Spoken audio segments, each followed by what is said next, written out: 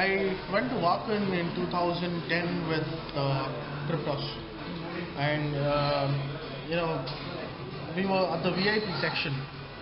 So there's a bridge from the VIP section to the festival area. Once you climb the bridge, you can see the entire gathering of the crowd. So when I went onto that bridge for the first time, when I saw 85,000 people standing together, I was flabbergasted. That shook me really badly because we've traveled all the way from India, and to witness something like this on this magnitude was something really great. So that day I went back to the tent and I just kept saying, okay, look, we need to do something like this in our country. Of course, not like Wakan, but something to start off with. So fortunately, I got to meet the promoters at the Wakan festival, and I told them, look, there's a good metal community in India. Let's do something about it, and that's when we tested the grounds by doing the Wakan Metal Battle. So we had around 170 bands for entries for the festival, the Wakan Metal Battle, and we shortlisted around 16 bands and 4 bands played live.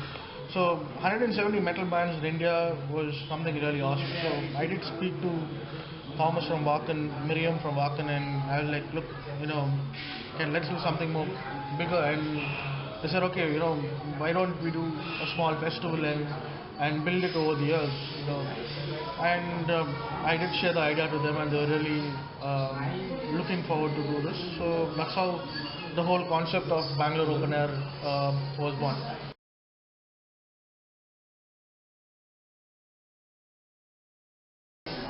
Since we were doing it for the first time, we did face, the major issue for the first time which we had was the venue. Ours was the first concert which was affected by the whole Palace Grounds ban, and unfortunately we couldn't do much about it. So we had to move it outside Bangalore, on the outskirts, and we had 2 awesome bands, Creator and Iced Earth, who had to play. Unfortunately, Iced Earth had visa issues which we didn't know about, and finally Iced Earth had to pull out, and Wakan were kind enough to give a replacement by giving Syed for us. So we did, I think as a show it was a really awesome show, though it was outside the city. The crowd turnout was not as much as we expected, but I think it was a good stepping stone to entering into the market for live music in India. Well, you will face a lot of challenges, and these are the challenges which we as promoter, we as a team, learn when we keep building this property. So second year we didn't have much problems or issues, or I would call it challenges, because we did learn from what we did in the first edition. So I think the second year was much more well planned and organized. But the only 2 big issues which we always had is raising funds for the festival through sponsors. Well, it's a completely it's a completely different scene when you're sitting across a table and talking about metal to a sponsor and explaining to him about metal and asking him for money for metal. So yeah, those are the things which we faced in the first 2 years.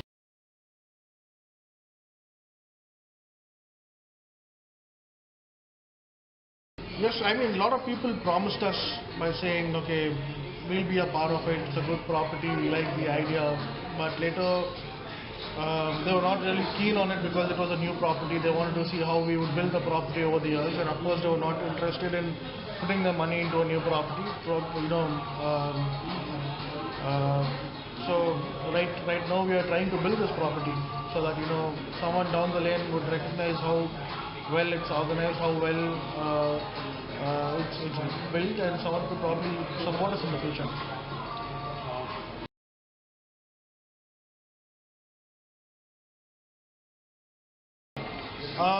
What actually happened is something which I cannot say because of legal contract issues. What I can probably tell you is that I think one day before the festival, even till 11 o'clock in the morning, we were trying to, tell the management that things would be fine, which we couldn't, fulfill in the contract which they had sent.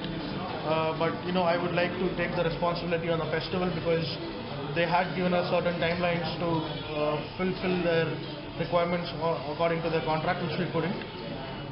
However, the good side of the whole thing is, in fact, I got to meet Tom Angel Ripper 3 weeks ago at the Wakan Festival, and I did have a good chat with him. And in fact, I had also a chat with Continental Concerts, the guys who are responsible for Sodom, and we had a good chat together. And they are really looking forward to come down to India again, and probably let's see how things work out.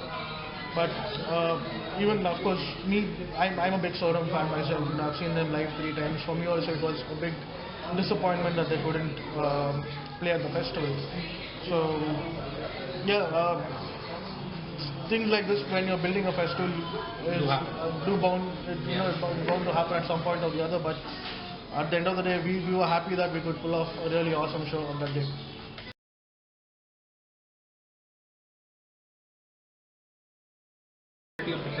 Not at all. Well, I think people who came for the festival, who actually saw our work, though we were unlucky about the visa issues for Earth, and we were unlucky about the whole Sodom issue.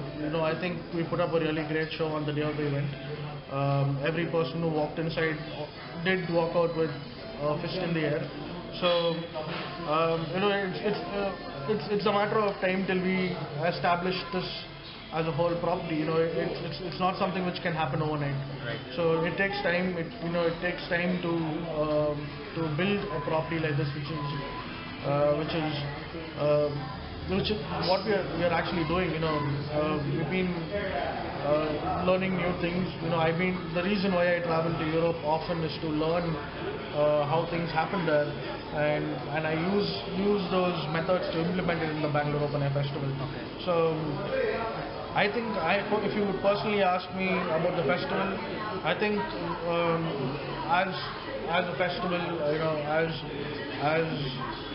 user, I would say crowd friendly, user friendly, it is for the audience. I think we're doing pretty well, and I think we would improve every edition. So we do have a lot of challenges, and we build on it. So and hopefully the next edition should be much better.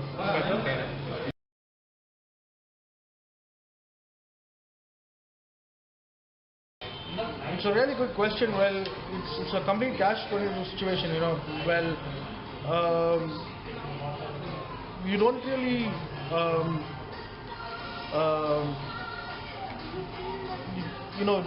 we as promoters, we try to make sure everything goes fine, because if that person is putting money and coming in, it is our responsibility to make sure that he gets what he needs. But it's been, I would say, really unlucky that we faced this problem twice. So we are right now building on bringing back that community who could probably trust us and know that what they're going to pay for is what they would end up watching. And the only way that can happen is by people buying tickets in advance. Because you got to understand that we don't get funding from sponsors. How do we run a festival? My father is not Tata Birla or Anil Ambani, who I could probably ask him, Dad, I want to get down that band, can you help me? But no, it's so awesome that my parents did support me in the first couple of editions. But that there is also a limit to that. You can't go ahead. So unless and until someone buys the ticket up front, there has to be a concept of people buying tickets up front. They have to understand that a festival can grow with the help of people. So once people buy tickets up front, we can use that money to rotate. We can use that money to run the festival. So and we wouldn't have to wait till the last day to wait for funds. So I think the whole concept of free sale in India is still not there. Right. And that is something which we are trying to build in the following years. And people have to buy tickets. That's the way a festival could probably last.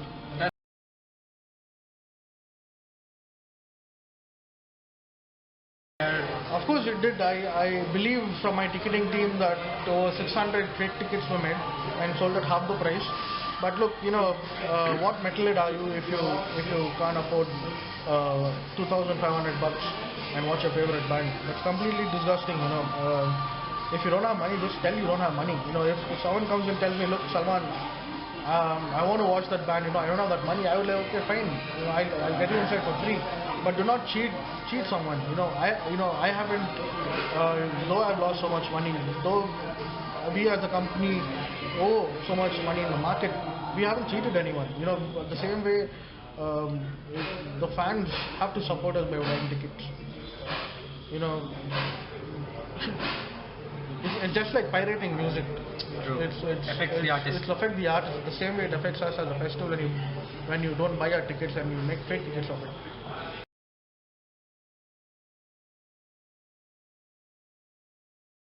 It was a last minute change. Why did that happen? We did not get permission from the local police to allow anyone inside the venue on the previous day due to security reasons.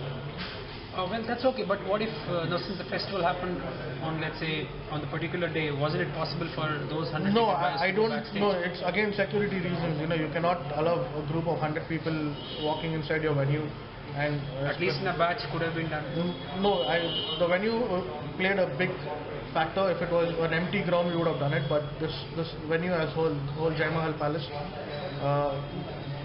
getting in 100 people during the last moment and making them go around the festival area was not advised to do.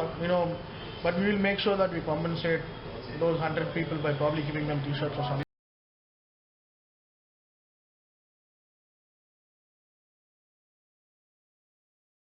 See, sound is something which is not much under our control. We do provide whatever the requirement by the riders are for the artist.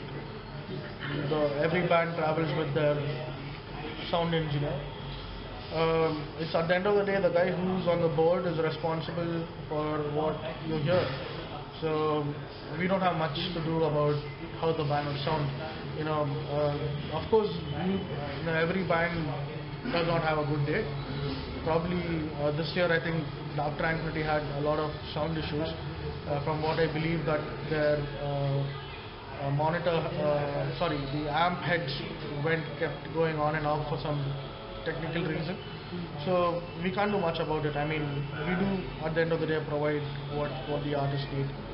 So sound is something which we can probably make sure that it's better next time by making sure we give enough time for artists to sound check. But I think this year we did offer Dark Tranquility to do a sound check, but they said no, they would like to do a line check and continue playing. So sound is something which is not under our control.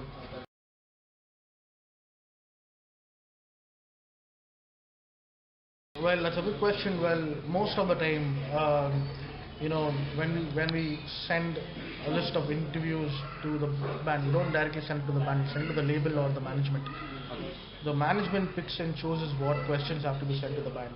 So again, that is something which is not under our control, and that's the reason why we always have a press conference, so we give everyone an equal chance to interview the band. So individual questions sent to the band by this year we in fact sent over 17 questionnaires to actually Isan. From Metal Wani we sent around 2, but not even one was answered to Isan as well as but since you guys did a good job, I think that's why we offered you guys to cover Wakan this year. Yeah, that's true.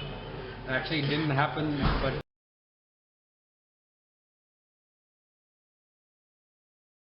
it doesn't make sense, because if you look at, we are just not talking about online e-signs and websites. We're also talking about mainstream media who have to get back to office and file the report. So you cannot have a list of 4 bands sitting in a press conference. So, and that's the reason why we have usually the press conference with the headliner. Even at big festivals abroad, not all the bands get to be a part of the press conference. okay.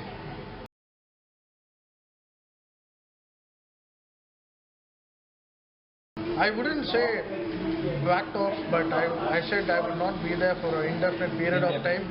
Well, reason being because I don't want my professional life that's building a festival get affected with my bands. Okay. So that's the reason why I said, okay, let me sort my scene out first, and then it's unfair to do so many things at the same time. Right. So right now my priority is to do BOA 2013 closures and to start planning the next edition. And at the same time, I don't want to have so many things on my head too. And if I would want to do something, I want to do it with my full heart. And I saw that this is something which was affecting both Millennium and Cryptos, and it's unfair to do that. Especially when Nolan, who's been a really awesome friend for a long time, and he's more like a brother. So of course he does understand the situation, what it is, when it comes to Cryptos, I always work 6 to 7 months in advance. Right. So if I'm not doing anything now, I've already planned something for Cryptos 7 months down the lane. Okay. So is that the case with Millennium as well? It's the same. When it comes to Millennium, Vernon and Praful are really awesome friends. Especially Praful, the bassy, he's been a really good friend from a long time. So now that Rohit is back from Germany, the guitarist, I think these guys would probably jam together and see how they can take things forward. Alright, and regarding the local scene, so no organizing gigs and stuff like that? I've planned Impending Doom 4. Okay. Mentally, but not on paper yet. Okay. Probably on the first week of December. Okay. Probably would be a small comeback show and be probably a good promotion for even. Would that be a great idea, because NH7 is happening in last week of November? Is it happening last week now? Yeah. Bangalore edition is happening on 23rd, 21st. Yeah, but NH7 is a different league altogether compared to my club show, so I don't think it should affect. I'm just looking at the entire brotherhood coming together for a good rock and roll gig. Then I don't think that has to do anything with NH7. Alright.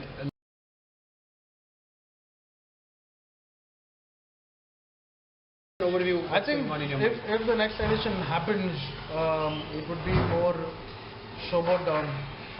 I think I would like to go a bit slower than how I went in the first two editions. But I think we might have few international bands, and we would probably have a single stage, so that our sponsors would say, okay, look, this is how much we can spend on you, and I hope that money would be equal to our budget. So I think those are the things which are behind my mind. But I've started this with a lot of passion, and I've gone through enough shit and pressure in the past 2 years.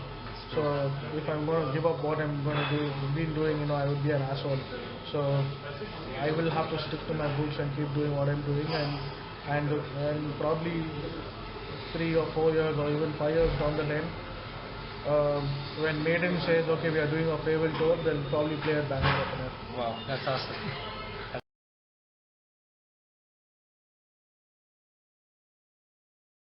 I'm always an open-minded guy. I don't mind working with anyone. But the whole Indian mentality, when someone is climbing the ladder, there's someone already on top, and there's someone already trying to pull that guy down. True. So that's the sad part of it. So I'm still open to working with these are things which happen in Europe. People there, promoters, they work together. They share cost of the flights on the band. Here it's about how cool one can get than the other. Right. So it's kind of shitty. If I had to do Bangalore Open Air, if there was someone more open-minded in Delhi who would want to do a show again there in Delhi, we would save so much money, we would save so much on the bus. We would get the band for a cheaper rate because they're giving us 2 shows. Plus we would, share the cost of the flights. So it's people want to become famous overnight or want to make money overnight in India. So that's not my scene. I put in a lot of hard work into this. A lot of sleepless nights, a lot of. I'm really thankful for the people who've been associated with the festival, especially people from the Wakan festival, Miriam, Thomas, Holger, and most importantly my folks. If those weren't for them, I don't think we could build a festival like this. Right. So it's a lot of challenges, and at this moment, with the current situation, we are in the current situation, how the festival is going forward. I don't think I would be interested in associating myself with anyone. Okay. I'd probably build it on my own for now and take things forward.